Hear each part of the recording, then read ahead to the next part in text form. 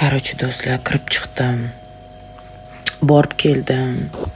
Видно, грамотный врач.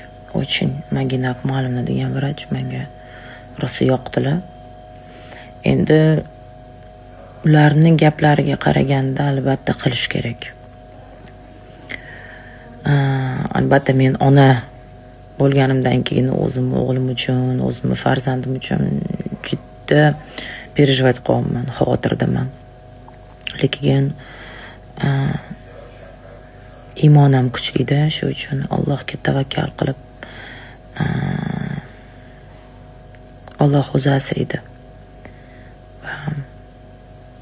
O'ylaymanki men прививкani qilaman. Va xo'jayinim meni qo'ymayaptilar, qildirasan deb turganlar.